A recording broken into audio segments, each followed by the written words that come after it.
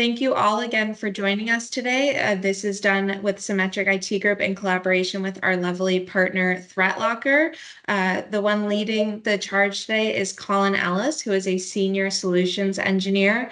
We're also joined with ThreatLocker with Yara Ali, who is a lovely account manager. On our side of the team, I'm Emma. I'm the marketing director, and we have George Lakiotis, our CEO, and Jamar Saunders, our VCIO, here today as well. Going to be cueing you in on all things zero trust, why it's important in fighting ransomware and all sorts of other cyber threats, and sort of what this innovative technology with ThreatLocker can do for you and your business. So without further ado, I will hand it over to Colin, who will take it away.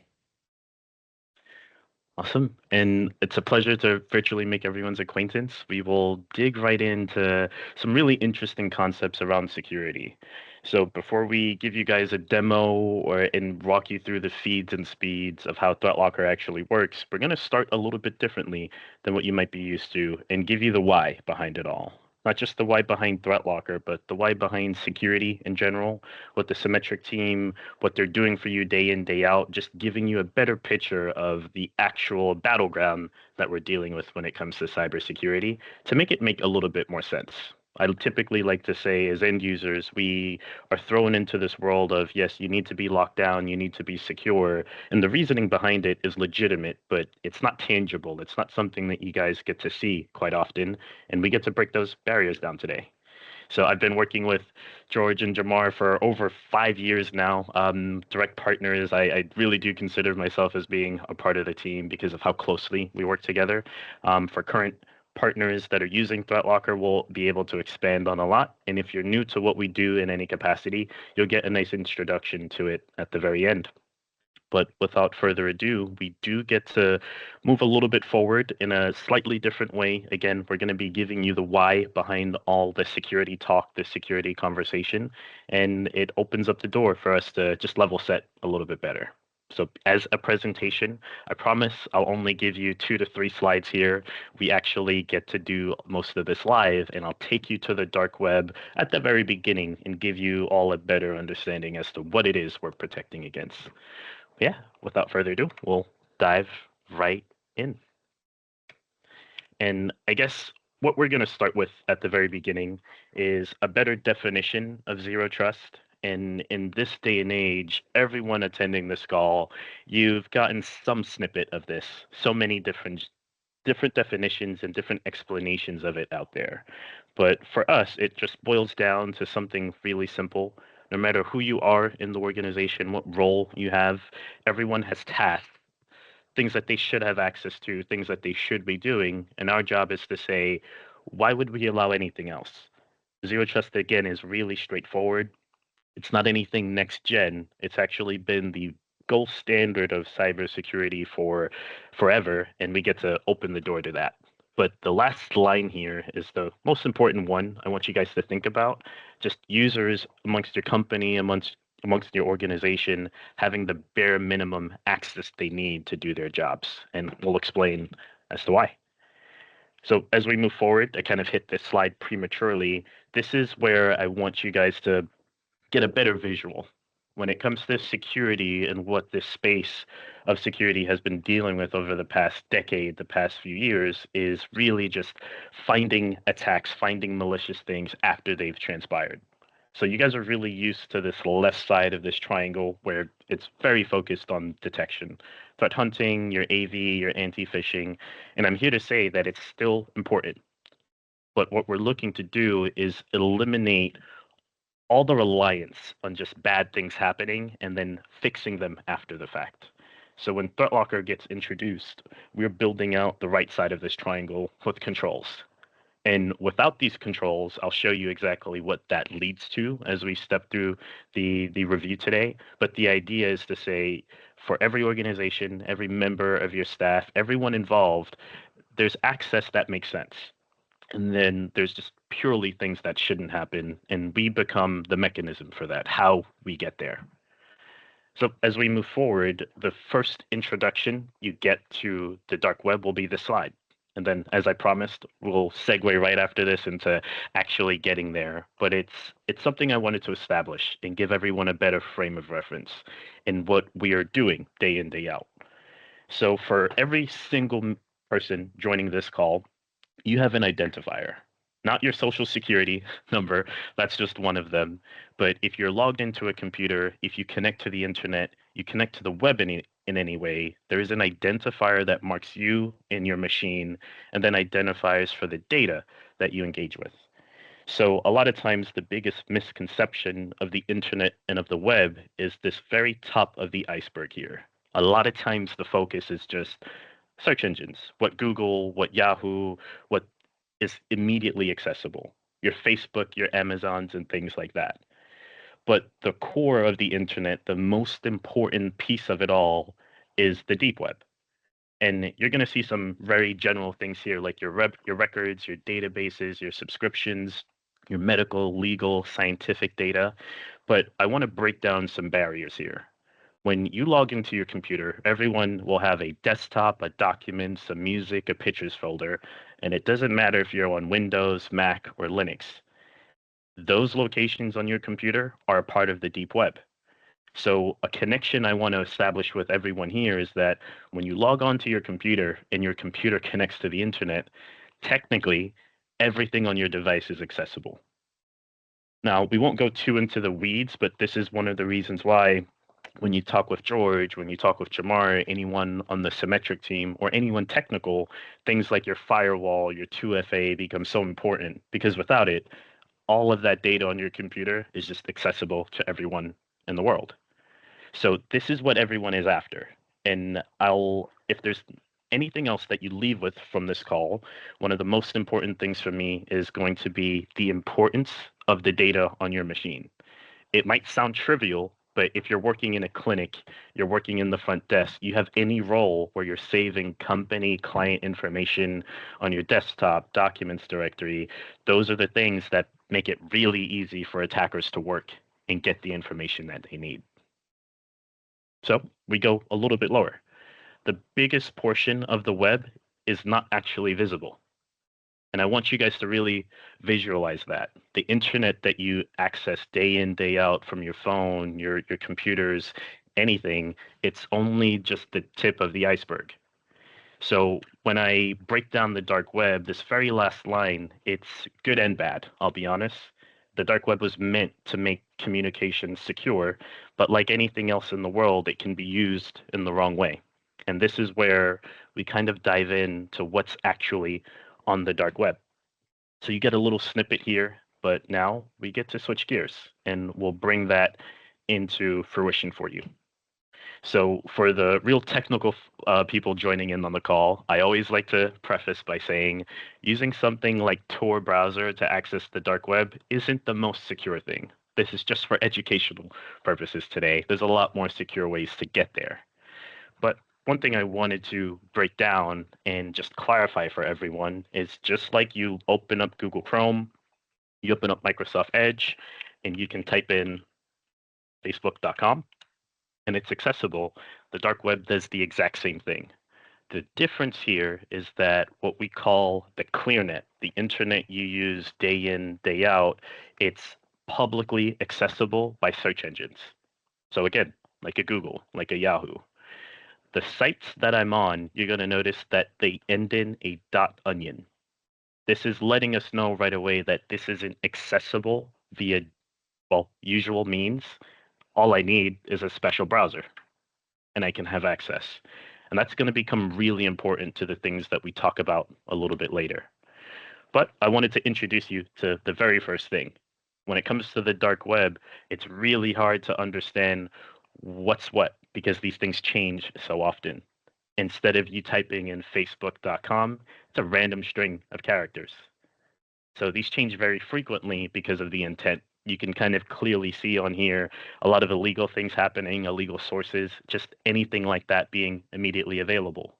So again, one of the first things we want to address today is the why security, not just why ThreatLocker, but why security altogether. And we're going to introduce Hackers for Hire, and we'll start there. So normally for presentations like this, at this point, I'm walking around just a little bit, so you'll see my hands move a little bit more often. But I want to talk about the importance of the Symmetric team, right? You don't really see the things that they deal with day in, day out. Of course, they're your service providers, but I just want you to understand the real value that they bring to the table. An organization like Symmetric has a carbon copy out there. And that carbon copy, they're not looking to help you in any capacity. They are offering services to target and attack businesses, individuals, people altogether. And they're just as technical. So I want you to think, if you're a current partner of the Symmetric team, the engineers that you know, the junior engineers, the senior engineers, going up to Jamar, getting up to George, that hierarchy exists. So a lot of times when we position security, what is missed is that these attackers out there, they're operating as like legitimate businesses, offering services. And this is your first glimpse. Now, on this screen, the person's name may not be Vladimir, to be honest, but the real life scenario here is this. When you think about technical people who can program, code, and develop, you probably know a few people like that yourself in your family, amongst your peers. And if they have the technical capacity, anyone can become malicious at any point in time. So when I introduce Vladimir here, just know Vladimir is a senior engineer in his organization, and these are the services. So now let's pull some things together. There's so much talk about Bitcoin, cryptocurrency, the good, the bad, and it's a really controversial topic. And this is one of the reasons why. Because for 1800 US dollars, you see the Bitcoin translation there, a full package deal targeting anyone getting access to their devices, accounts, and the data that they need. If your role in the organization is more security aligned and you have conversations with George and Jamar about protecting your servers, there's someone out there for $400 that will just DDoS your servers for a month. And it gets worse. So when we say hackers exist and they're available, it doesn't mean that this is just a big ransomware group targeting your large company. This could be one individual that's targeting you directly. So I always like to take the precedence of saying, if I'm in the organization I work in at ThreatLocker, I'm a senior engineer. I got to this point myself by working really hard. I beat other people out of the role, and naturally things like that happen, especially if you're successful. So for all of you out there in the position that you are, you didn't get there without ruffling a few feathers, right? So I want you to think back. This might sound anecdotal, but you've probably received spam phone calls, crazy emails, text messages from senders you have no idea where they're coming from. And I want to give you some extra context to that as well. But this is cool right here. For a senior hacker, 8 hours per day, 30 days a month, to work on any project you disclose, that is 9,500 US dollars. And like I mentioned, it gets worse. So in the same comparison to the Symmetric team, you look at George. This one kind of worked out pretty funny. Not our George, of course, but you get the idea. A junior engineer, a junior technician, not as capable as Vladimir, but still technical enough. Full service opportunities are out there. It's honestly that accessible. It's that easy. Mind you, everyone, the only thing I had to do to get here is download a piece of software called Tor. It's not malicious by any means, so it's just allowed to run. And this is where we wanted to bridge the gap. But to put this into a broader perspective, this is just one listing. Now, I won't be showing you all every single listing of hackers out there, but I wanted to give you one more, just to give you some perspective. So if it's, again, your peer group, family members, anyone that you went to school with that is good and have some good technical skills, they can code, they can build websites, they could easily enough become a hacker. It's honestly that straightforward. When we talk about social engineering and what that means, I'll be the first one to say it's easy to be really skeptical. But hopefully after today's call, you see the reality of it. Because when a hacker says they're very good at social engineering, I'm going to show you exactly the data that they actually have access to make their job as simple as possible. And one of the things I always like to point out there is that technical people like this tend to be really prideful. There are hacking groups where even though they're financially driven, they get a bigger kick out of destroying a company just because they're better than that company's technical staff. They are smarter than you and they want to prove that point. So when we talk about attacks, again, it's not just how big or small your company may be, everyone is within the crosshairs. The information you have, even if you're not making a ton of money as an organization, you have clients, you have users that do business with you. And that's where the real gold mine ends up being. So this positioning is hopefully a little bit simpler. If I wanted to target anyone on this call, your first and last name is pretty much all I need. I don't have to be a hacker myself. I can just go outsource that and tell them exactly who I would like to target. But let's take it a step further. Let's say you are a little bit more technical. I personally, I consider myself technical. I went through programming. I can do a little bit there, so I can go a little bit further. I might not need Vladimir's services or this guy either. But putting it into context, the way things are priced, there is a market for it. If they're targeting your company, on average, it's about $1,000 a month. Just putting that into perspective. But let's say again, I didn't need Vladimir or George, or I didn't need to outsource it. I'm technical enough so I can just go buy the malicious things I need. So I want to put this into a better perspective for you all. If you've used Amazon, Facebook Marketplace, anything like that, I want you to know there is a store, there's a marketplace on the dark web that sells not just illegal substances and things like that, but just all the tools, all the malware, ransomware I would need to target you. So I'm going to pick on Canada today because they have a ridiculous marketplace at the moment. This one is called We the North. Now, I won't be going through absolutely everything in here, but I wanted to give you an idea of how simple this will be. So when I put it into this perspective, let's say I get onto one of your company devices. I can open Tor. Most likely than not. And if I can open Tor, I can get here and download anything I want and launch it. I'll be honest, it doesn't take a lot to be able to do that itself. If you can read directions, steps 1 through 10, we can make that pretty easy. So as I have a couple tabs loaded, because this is an actual dark web marketplace, there's a lot of things that are here that I probably don't want you guys to see. So you'll notice how it's scoped out in that way. But on the left here, you'll see for software and malware, we can just buy these. 11 Canadian dollars, 4 Canadian dollars, 27. You kind of get the idea. If I get your iPhone, it costs me $4. $4 Canadian, which is like 280 US to unlock it and wipe your iCloud off. And it gets worse. So I'm going to go left to right here in my tabs. So I just picked on a random exploit. This is called CracksRat. This is a remote access tool, right? And the goal is to say, if I can get one of you to click a link in an email or download the wrong QuickBooks installer file, I'll have remote access. And it costs $82 to actually get a hold of this. When I tell you guys that it's a legitimate marketplace, hopefully the visual here helps a lot further, but you even get the reviews to see how well or how poorly these tools are actually working. It can be as simple as that.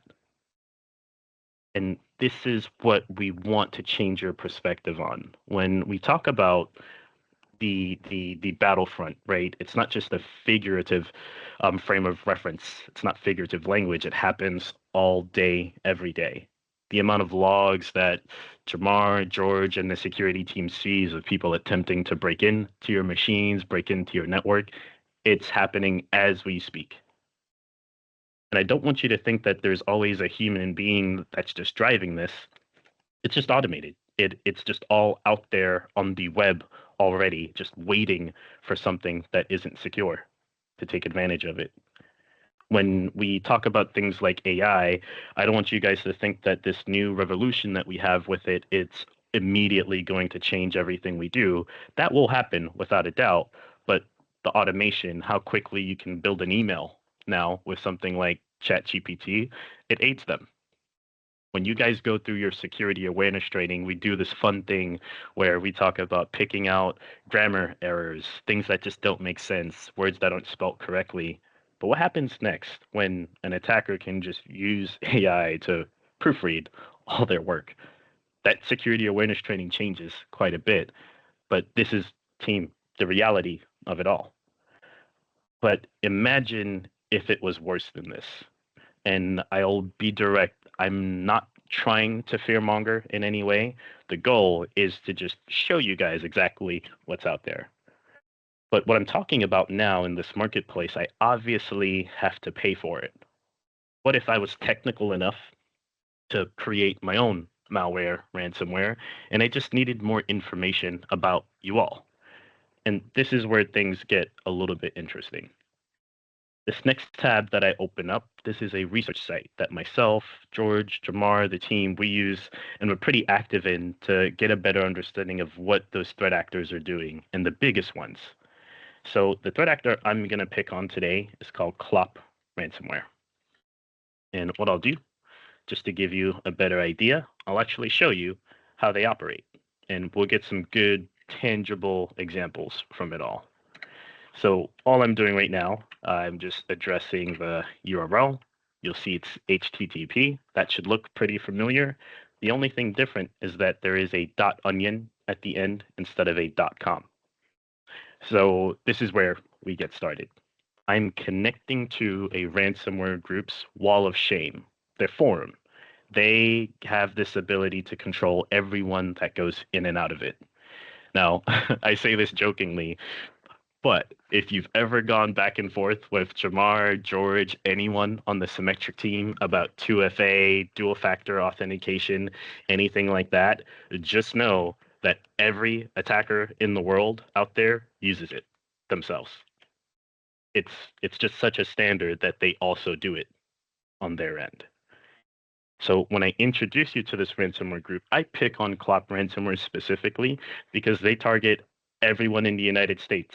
It doesn't matter who you are, what company you work with. You have a computer that's connected to the internet, you are a target. So when we jump on their page, this is their current wall of shame as of February 12th of this year.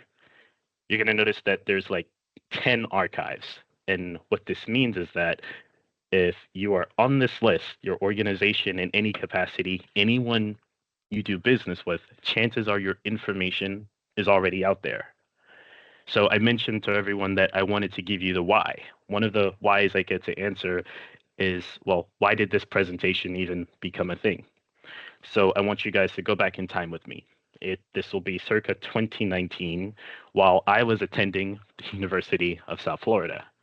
I just so happened to be working for another software company at the time, and I got an alert around my school email saying it was on the dark web.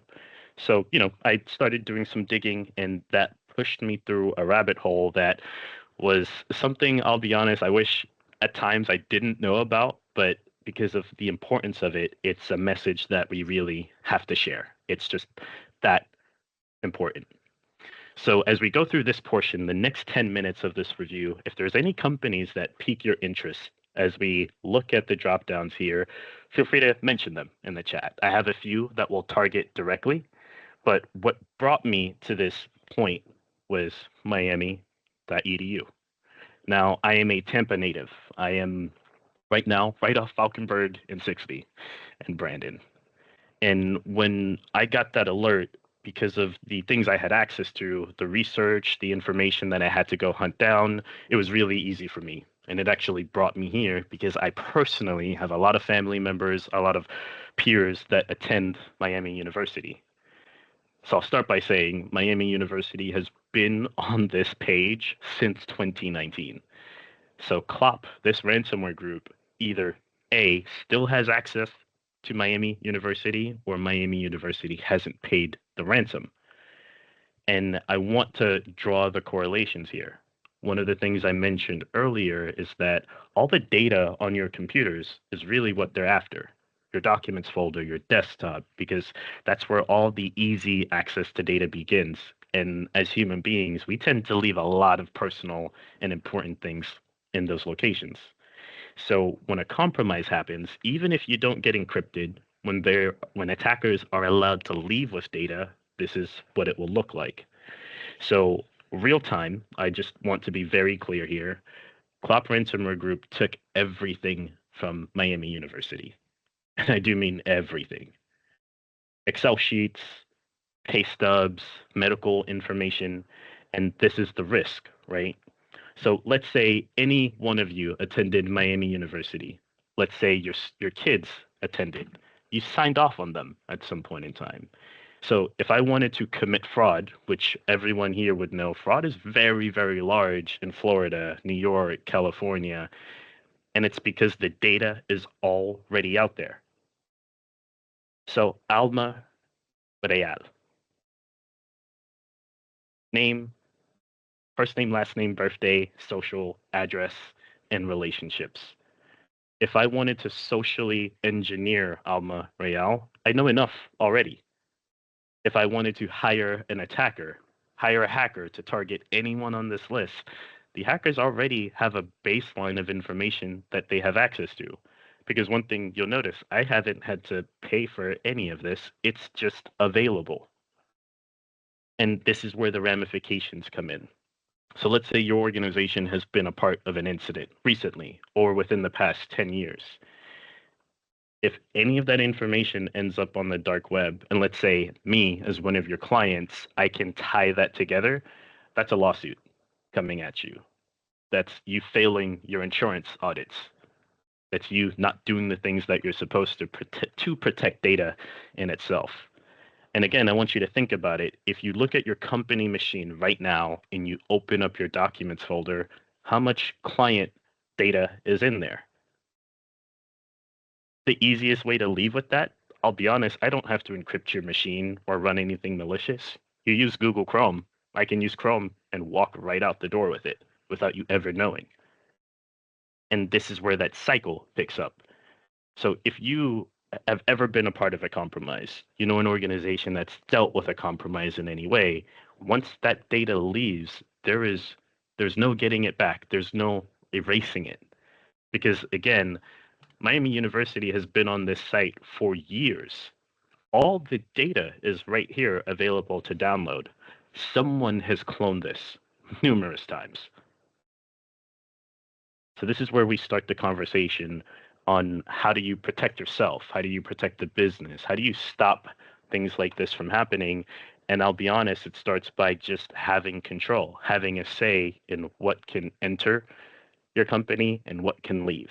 And that's what we get to hit the mark on. But a couple more examples here. When I first did this presentation, my own CRO, Shane Deegan, this lovely Irish guy, you guys would love him. The first time I did this presentation, he actually saw his mortgage company on here. Just so happened to be Flagstar. If you have ever done business with Home Depot, Verizon, T-Mobile, AT&T, they've all been compromised. And I don't want to just say this and gloss over it, because the next question that pops up for you guys mainly is, what should we do about it? And this is where the fundamentals come in. So if you've been in the unfortunate position like me, where a compromise led to your information, your social, and things like that being available, you lock your credit. That's one of the first recommendations they give you. So if you think about it this way, everyone on this call has an identifier. That, let's say, again, just for the use case, that's your social security number. Unless you're planning on purchasing a home, a vehicle, why keep your social security number open? Why allow people to affect your credit if your data is already out there? Locking that down becomes really simple. You only open it when necessary. So if you've ever dealt with fraud, that's one of the first things that the authorities would give you advice on, the credit unions would give you advice on. Lock it down. So why wouldn't you treat your business, your computers, your actual data the same way? Why allow just about anything to happen and try and pick up the pieces after the fact? That doesn't make a ton of sense to us. So that's what we are positioning, right? You have actual control over what's allowed to happen and when. Because if you don't, every single one of these organizations have a EDR. They have a threat hunter, a threat detector, they have an antivirus solution, and they still end up here. And the reason for that now, we get to dig into this last tab, and I get to explain a little bit more of why. And that's because the way things have advanced, the tools, the software that's available out there, they are not all flagged as bad or malicious because they're legitimate tools. So this last page before we kind of segue is going to be a really, really useful research site. This is something I recommend that you all take note of because again, it's just meant to give you awareness. So in the first 2 months of the year, this is going to break down all the attacks that have already transpired. On the 10th, these are 118 victims that have reported it, right? Most ransomware attacks, most malicious attacks aren't reported at all, and these are just the ones that have been documented. But let's go a little bit further. If a company has been compromised, we get a breakdown of the tools that get used and how they're targeted. Again, one barrier I would like to break down at the end of the day is that the size of your organization matters. If you feel like you're a small company and they're only going after big fish, that is something you need to do away with completely as of today. They will target anyone, and the tools they use, to be more precise, the tools target anyone, absolutely anyone. So yeah, on this list, it's actually breaking down every company that's been recently compromised in every region, everything we know, and I get to even see the pieces of software that the attackers use to take things over. This is where, again, we get to make it really simple. But let's go a little bit further. Now, fortunately, if you haven't had to deal with the ransomware negotiation, we want to keep it that way. But I want to give you guys a better idea of how things start and how things end up. So we're going to dive into one of the chats. We'll spend about 5 minutes here, not a ton of time, but after the attack is allowed, there's that README file that pops up and it starts the conversation with the attackers themselves. So what you guys are going to see on here is the support of the ransomware attacking group, Akira in this case, and how they interact. So it's so straightforward for them. They know exactly how they got in, where your weaknesses are, and at the very end of it all, they'll actually even give you recommendations in how you should secure yourself. So as a current partner of Symmetric, this is going to sound really familiar, and it should. So this paragraph here breaks down how they got in. And this is what I mean about the moment data leaves the environment, whether it's because of your organization or someone you do business with, a client or another vendor, that's where it all begins. They purchased access to this company through the dark web. It honestly could be as simple as the marketplace. Now, the marketplace I showed you, this one, it's giving me the products. I can just buy the information. Just, hey, this is an Excel file with 5,000 passwords that we've compromised from this company. It's as easy as that. So one of the whys, again, I wanted to address is like, why 2FA? They're telling you clearly why you should use 2FA and MFA. And then they go even further talking about how you should be locking down the endpoints. So tying it all together, I'm going to go back to the first page, right? And we're going to pick on any one of these organizations. And you see that this ransomware group was allowed to have access because of a piece of software called AnyDesk. I'll be the first one to tell you that AnyDesk is not a bad piece of software at all. It is used legitimately by a lot of people. But if your company, if your team, your users have no business leveraging that, for the Symmetric team, I know what the tool is. That's Screen Connect. This thing should never be able to run or live in the environment whatsoever. Because to be fair, all it takes is one click, and that's it. So all we're saying is that you should never allow anything that isn't beneficial to the business to operate. If there's no reason for something like AnyDesk to run, we never allow that. That is denied by default. We control what goes in and out of the systems, of the network itself.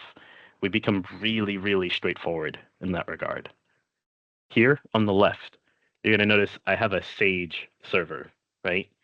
And you could think QuickBooks, you could think Thomson Reuters, Drake. It's all the same. They work fundamentally in the same way.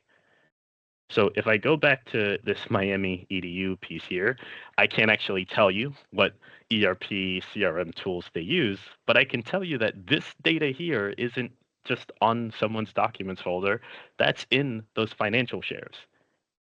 And because of the way Windows works, because of the way the operating systems are built, the system can do anything it wants. That doesn't make any sense to us. So by policy, one thing George, Jamar, and I do time and time again as we deploy to anyone, we protect what makes sense. Hey, nothing can touch your financial database other than your financial tool. To take it a step further, we have this ability to say no devices at all can access your network unless they are company devices. It becomes so fluid for us because of the goal of ThreatLocker. Now, we're not looking to be next gen anything, right? We're just looking to say the fundamentals that are required, they were just never simple for IT staff or technicians to put into practice. And that's what we do. We become the mechanism for that. We make it simple. So you guys want to control social media access. That's a no-brainer. That shouldn't be backbreaking. Your company has policies around OpenAI. It just isn't allowed. It's that straightforward. But in the finer things, this is something I hold with great importance. If your organization uses something like RDP because it's necessary, you have to remote in. What if, just what if, the only people, the only devices that could touch your network were your company machines? Your iOS, Android, Mac, Windows, Linux, it doesn't matter.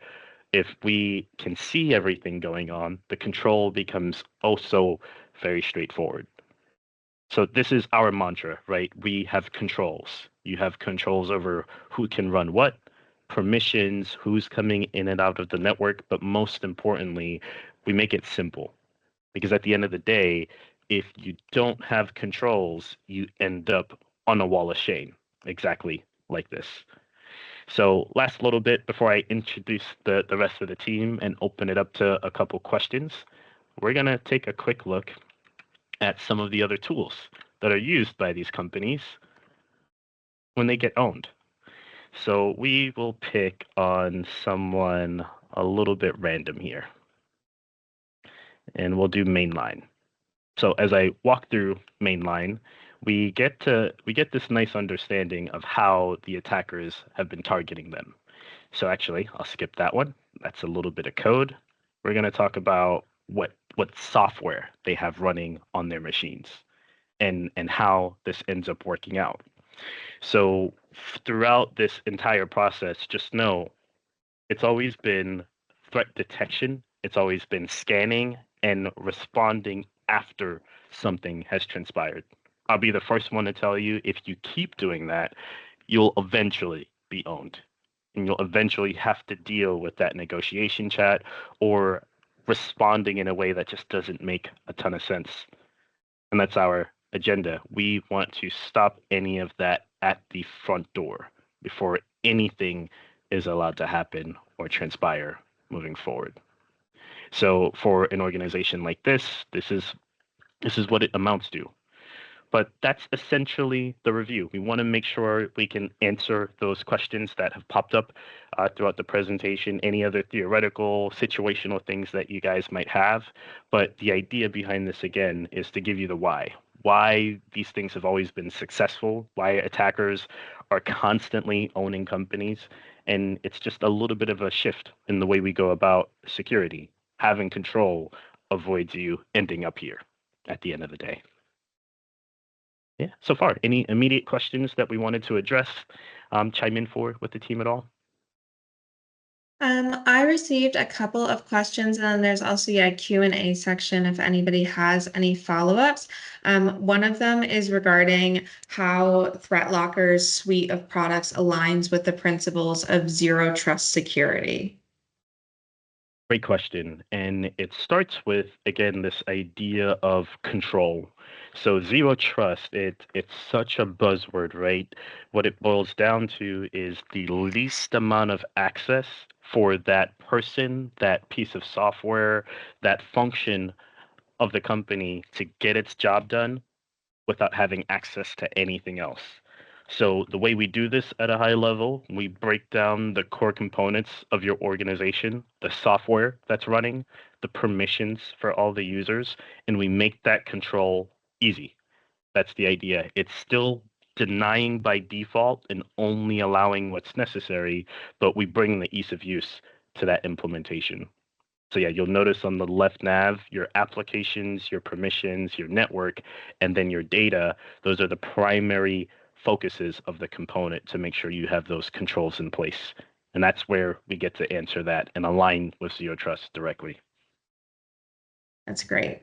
One that was pretty similar to that and also kind of follows up on your answer to that first question was how ThreatLocker handles software updates and patches while maintaining the application allow listing, this zero trust that you talked about.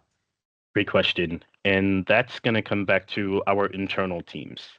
So on my screen here, you're going to see the apps that we find, they have this built-in tag tied to it. So when you think of ThreatLocker in this respect, I'd like you to think of us being in the middle of the supply chain. So not to be too technical, what I mean by that is, as of today, we have over 4,000 built-in applications. So if a piece of software or a vendor is marked as a built-in, that means ThreatLocker and the vendor behind this have a working relationship. So if I pick on QuickBooks as an example, QuickBooks gives us the opportunity to track their updates and changes before they are generally available to the public. This built-in list isn't dictated by us. It stems from the partner base and what you guys would like us to manage. So if there's something that's not a built-in, easy enough for us to get that done. So there's around 4,000 of them, but let's say you're dealing with a tool that's niche, designed specifically for your company. That also doesn't matter. It will still learn about your tools on their own. And we have this ability to build rules, future-proof updates and changes before we ever lock something down. And that's really how we deal with changes. So if you think Mac, Windows, Linux, every OS that we support is also a built-in. So a good example yesterday was Patch Tuesday.